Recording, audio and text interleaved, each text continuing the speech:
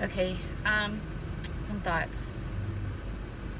We all have this line that's like healthy for us, for our bodies. It's like how much our body can sustain, uh, do.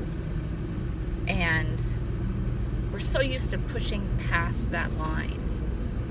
And once we do, we numb ourselves to that feeling. Now we no longer know where that line is because we've been above the line for so long that we're numb to the feeling of what it feels like to hit that point. It's like when you get hungry and you ignore it or can't eat for whatever reason, and you go for a long time without eating. The feeling of hunger goes away because it's like, okay, like what's the point almost. Well, when you go over that line and you stay over that line, when you're over the line, your body is in a state of survival. The difference being, think of fight or flight. When we're in the state of fight or flight, this is a very, very old system that our body uses to keep us alive in situations where we need to defend ourselves, fight, or run for our lives so we're not the next menu item on some saber-toothed tiger's meal list. And what happens when you're in that, and how the body works, is we get, like, systems like digestion get turned off. Because the body's not concerned about digesting what you just ate, because it really doesn't honestly matter if you're about to get killed. So the body shuts down those functions, and it puts all of the energy from that out into the limbs to fight, right? To fight or to run really fast. So think about that on a long-term chronic basis. If I am constantly over that line, so now I'm in fight or flight, I'm in survival mode. My body's just trying to keep itself alive.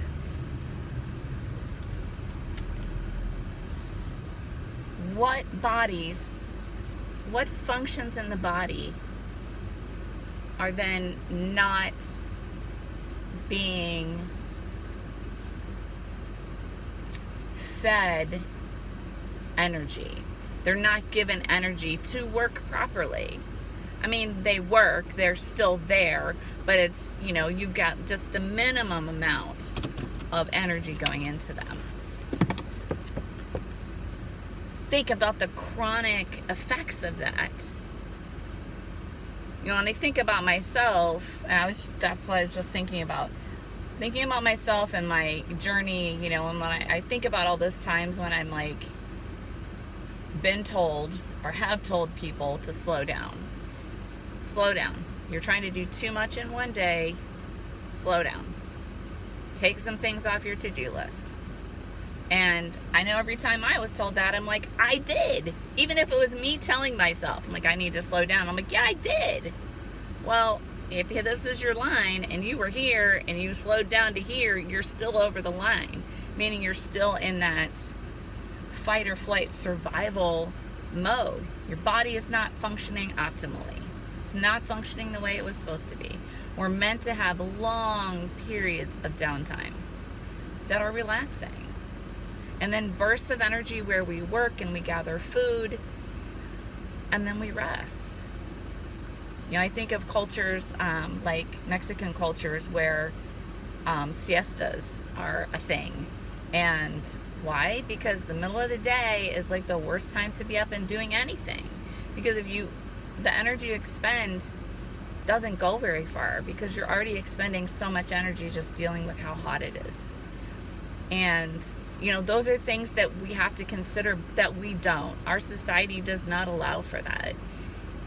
But it's important because we all still have this line. no matter where it is, that's not, and it doesn't, there's no this is better than this. It's just different. And everybody is going to be different when it comes to that. Every gift that we're given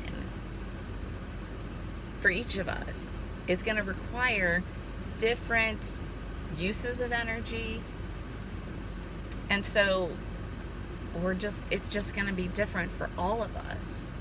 But it's really about, noticing that too. If I'm not well, even though I feel like I'm not doing anything, like right now in the middle of this pandemic, I'm not working from home. I'm literally at home 95% of the time.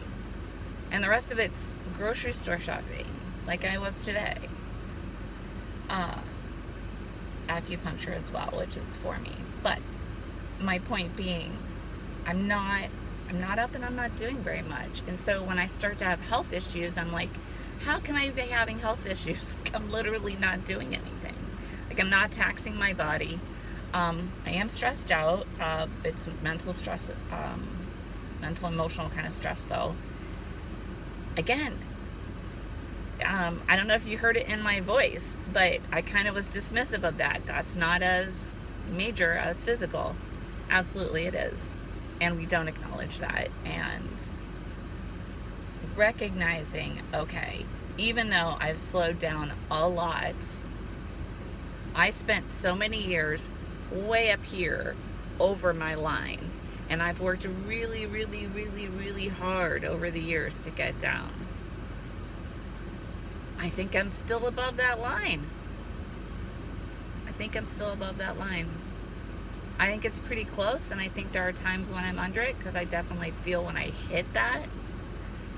It's just that as soon as I hit that, I kick into this old survival mode of, oh my gosh, there's too much to do. I don't have enough time. I don't have enough resources. And I get into this state of panic about it. It's just so ingrained in me, and then I don't even notice, because then I'm just in that survival, I gotta get this done mode, that I quit paying attention to all of this, my mind and to my body. So I guess what I want to say is,